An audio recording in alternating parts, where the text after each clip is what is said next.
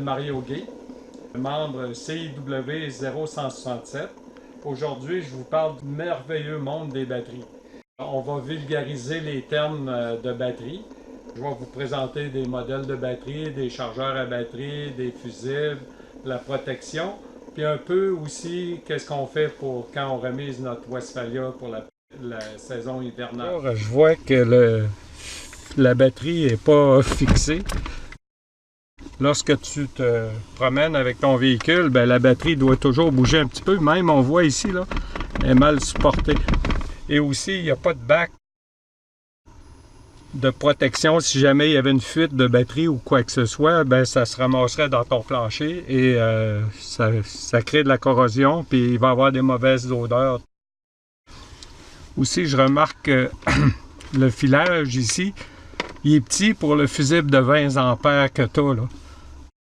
Je ne sais pas c'est quoi que ça alimente, là, mais vu que c'est un fil numéro 16, le maximum de fusible que tu peux mettre là, c'est un 10 ampères. Il y a une charte pour ça, là. Il faudrait suivre les recommandations des manufacturiers.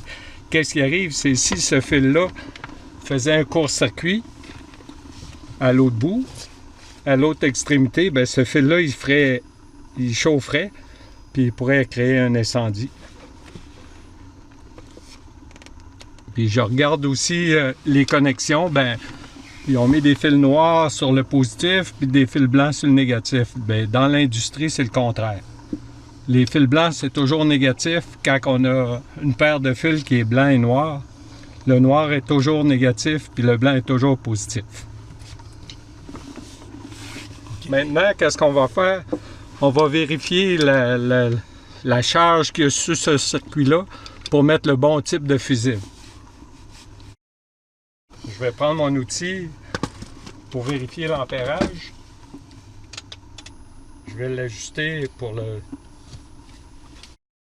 Je vais l'installer et on va partir. Je vais le mettre à 0.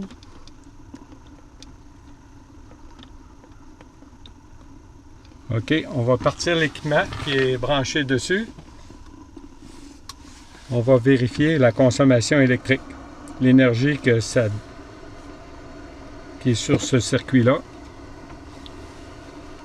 Présentement, je suis à 1,1 ampère, mais il faut attendre un petit peu là, pour que la charge se stabilise.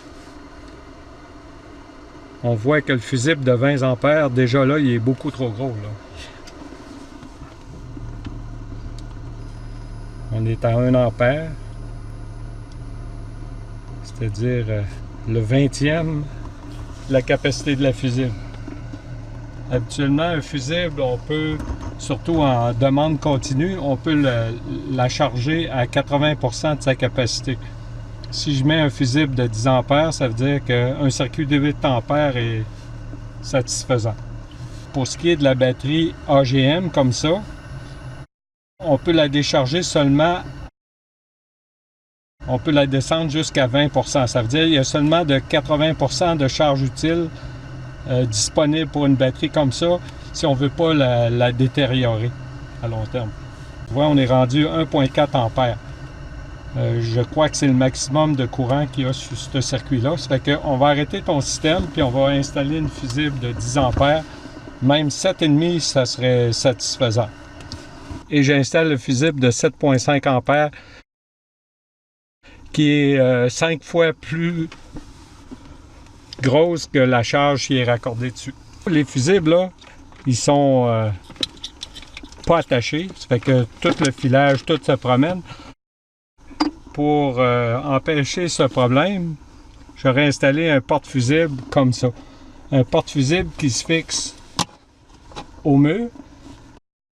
Les circuits sont branchés séparément sur chacun de ces fusibles, ses propres fusibles. Et il s'agit aussi de faire une très bonne identification des circuits.